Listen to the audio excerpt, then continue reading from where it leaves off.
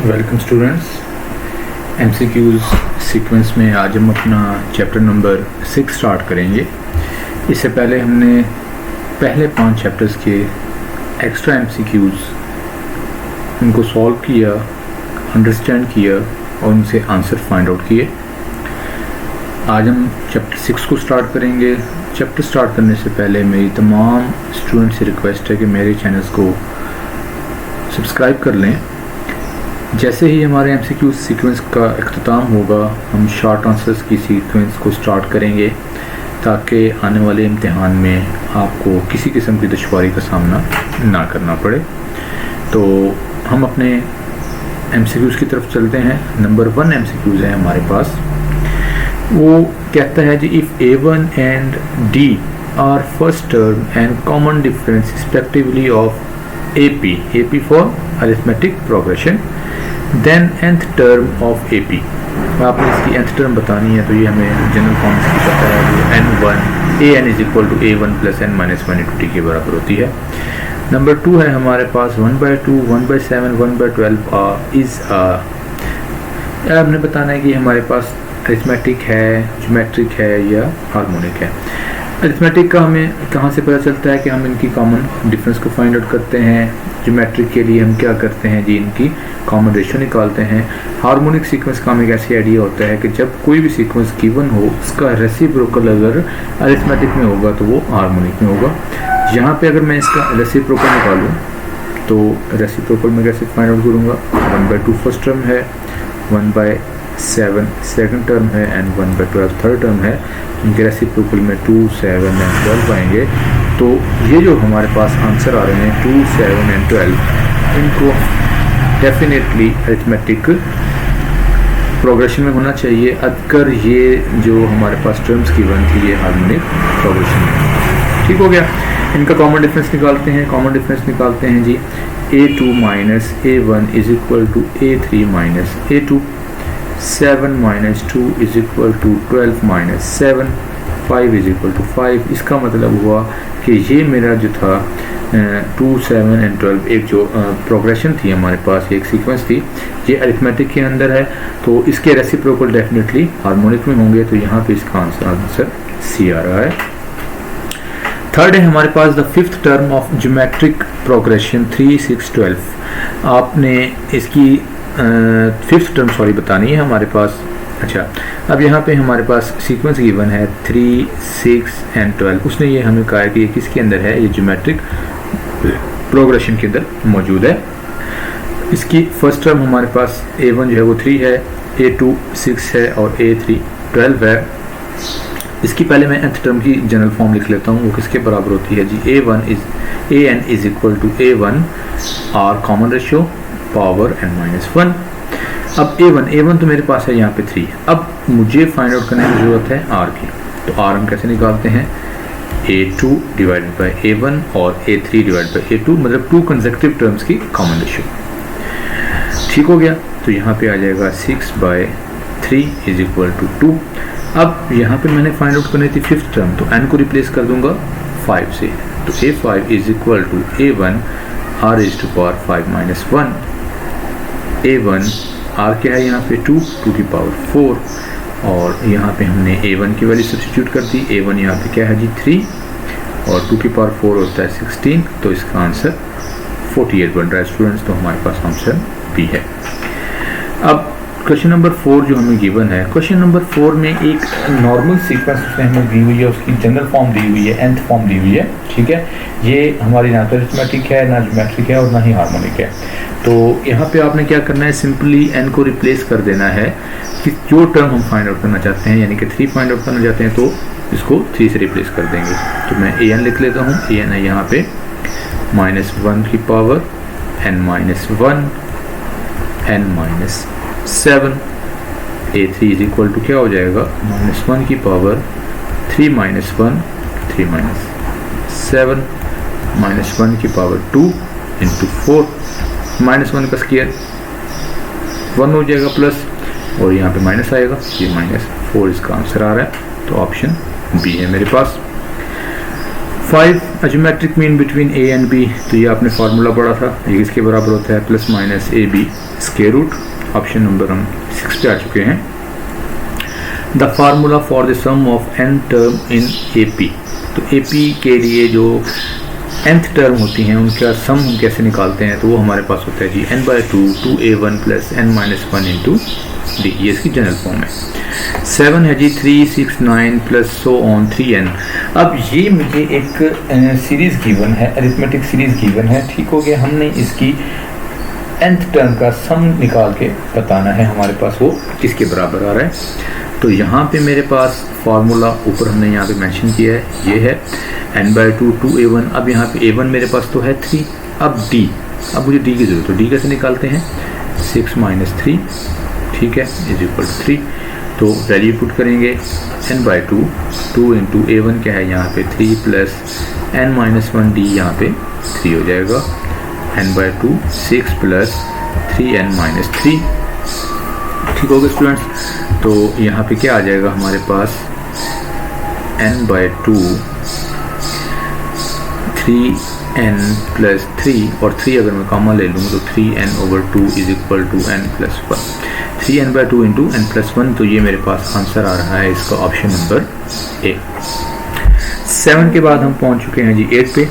8 है हमारे पास the series 3 plus 3 plus 3 is ये हमने बताना है कि ये कौन सी सीरीज बन रही है। अब अरिथमेटिक सीरीज कौन सी होगी, जिसकी सीक्वेंस अरिथमेटिक के अंदर मौजूद होगी, ठीक है। उसके लिए हम कॉमन डिफरेंस फाइंड आउट करते थे, तो ये हमारे पास नहीं बन रही है। ज्योमेट्रिक सीरीज होगी, ज्योमेट्रिक सीरीज कौन सी होती हैं, अगर ज्योमेट्रिक सीक्वेंस को हम सम फॉर्म में लिख दें तो वो ज्योमेट्रिक सीरीज होती है। तो उसके लिए हमें कॉमन रेशियो की जरूरत थी, तो यहाँ पे कोई कॉमन रेशियो नहीं निकल रही है, ना ही हार्मोनिक सीक्वेंस निकल रही है, जिसका मतलब है इसका आंसर नन ऑफ दीज होगा, जो आपके ऑप्शन नंबर डी है जी स्टूडेंट्स। तो 9 है हमारे पास the nth term of A P is, अब यहाँ पे हमें ए एन गिवन है, ठीक हो गया। आपने फर्स्ट 3 टर्म्स फाइंड आउट करनी है। तो जब भी इस तरह के जो नॉर्मल से क्वेश्चंस आते हैं, ठीक है, उनको सॉल्व करना हमारे लिए आसान होता है। क्यों? क्योंकि जब भी हमें nth टर्म गिवन होती है, अगर वो हमसे कहे A5 निकालें, A6 निकालें, A10 निकालें, हम क्या करते हैं, हम सिंपली जो हमारे पास n होता है उसको रिप्लेस कर देते हैं जिस टर्म से हमने फाइंड आउट करना है। तो यहाँ पे हमें an गिवन है जी, an में लिख लेता हूँ यहाँ पे, वो है 1/2 3 माइनस n। फॉर a1 या फर्स्ट टर्म के लिए हम n को क्या पुट करेंगे 1, तो a1 क्या हो जाएगा 1/2 3 माइनस 1, 1/2 3 माइनस 1 क्या होता है 2, 2 से 2 कैंसिल हो गया, यहाँ पे आंसर आ गया 1। फॉर a2 n को 2 से रिप्लेस करेंगे 1/2 3 माइनस 2, तो ये 1/2 आ जाएगा, इसका आंसर 1 आता है। और a3 के लिए n को 3 से रिप्लेस करेंगे तो 1/2 3 माइनस 3 माइनस 3 0, तो ये 0, तो 1/2 and 0, तो यहाँ पे ऑप्शन नंबर डी है हमारे पास। 10th है ज्योमेट्रिक मीन्स बिटवीन 2 and 4, तो इसका क्या फार्मूला था ज्योमेट्रिक मीन का, अभी हमने ऊपर इसका एक एमसीक्यूज भी देखा, plus minus A B square root, तो 4 मल्टीप्लाइड बाय 2 8 आ जाएगा, और 8 स्क्वायर रूट हमारे पास 2 इंटू √2 होता है, तो यहाँ पे हमारे पास ऑप्शन नंबर सी है स्टूडेंट्स। नंबर 11 है जी हमारे पास infinite geometric series is convergent. ये कन्वर्जेंट कब होती है, जब r का मॉड लेस देन 1 होता है। ये जब हमने ये क्वेश्चन सॉल्व किए थे वहाँ भी देखा था, इसको ज़्यादा अंडरस्टैंड करने की ज़रूरत नहीं है, ये हमें याद होगा। The arithmetic mean between 1/a and 1/b is, अब 2 टर्म्स हों उनके दरमियान अरिथमेटिक मीन हम कैसे फाइंड आउट करते हैं, तो क्या फार्मूला था students, am is equal to 1/a plus 1/b, ठीक हो गया स्टूडेंट्स। तो यहाँ पे अगर हम एलसीएम लें तो इसका एलसीएम क्या आएगा स्टूडेंट्स, अच्छा जी, इसका एलसीएम a प्लस b, ठीक हो गया स्टूडेंट्स। तो यहाँ पे हमारे पास इसका आंसर आ रहा है 2a plus b over 2ab, sorry यहाँ हम 2 से भी डिवाइड करते थे, ठीक है स्टूडेंट्स। तो ये 2 से मल्टीप्लाइड होके a plus b over 2ab आ जाएगा, तो यहाँ पे हमारे पास ऑप्शन नंबर b है।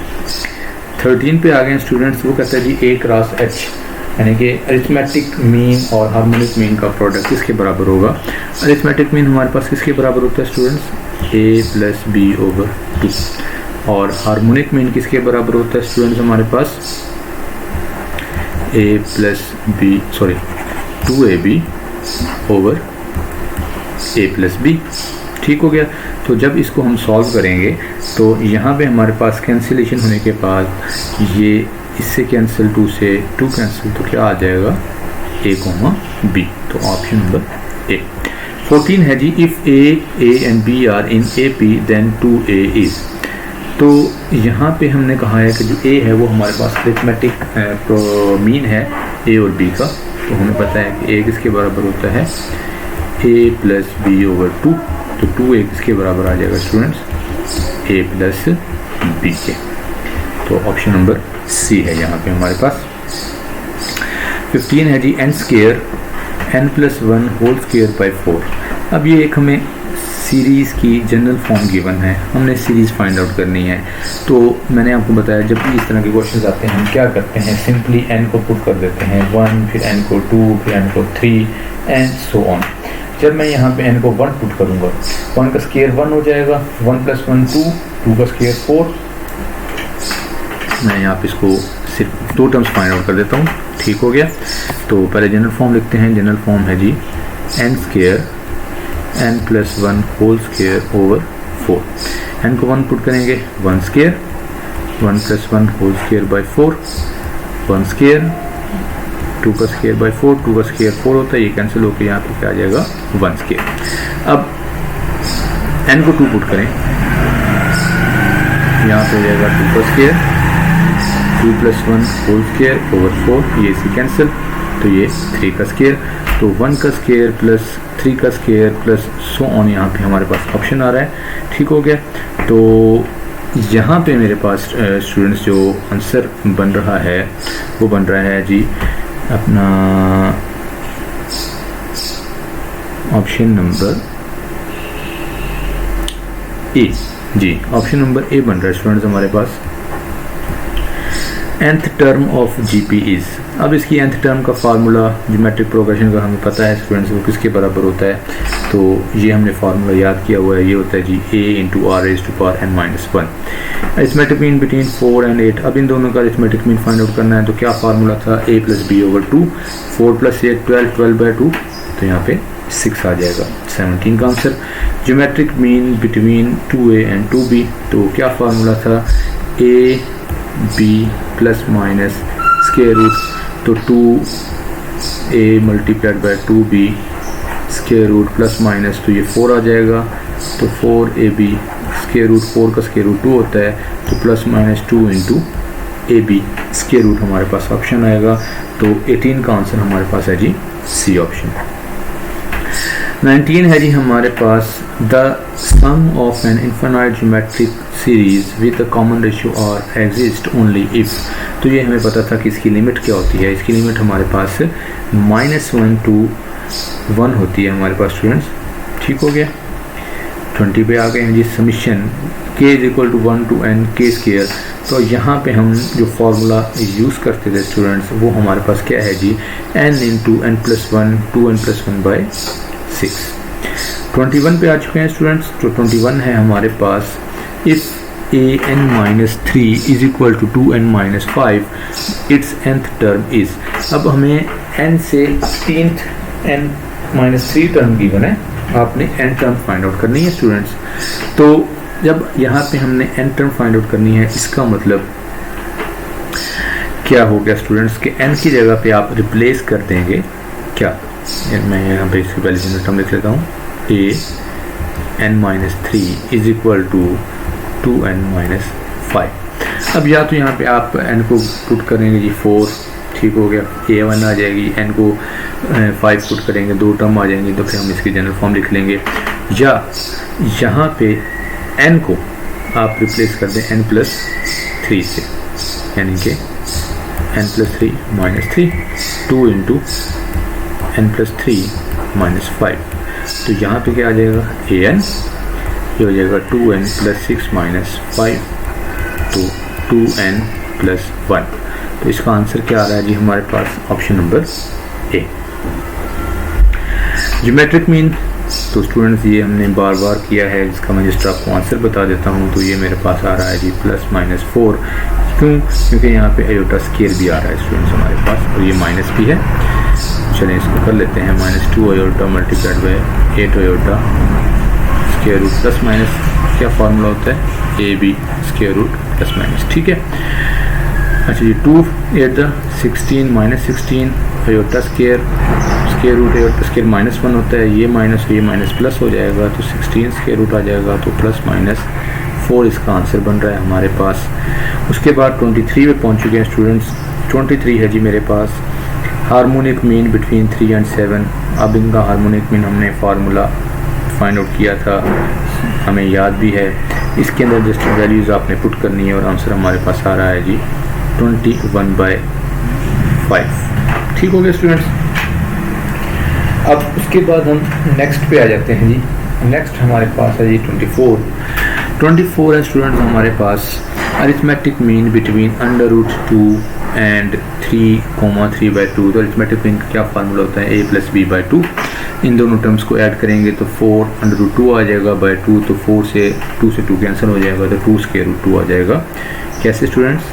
√2 + 3 स्क्वायर रूट 2 ओवर 2, तो ये हो जाएगा 4 स्क्वायर रूट 2/2, 2 से 2 कैंसिल, तो 2 स्क्वायर रूट 2 इसका आंसर बन रहा है जो ऑप्शन बी।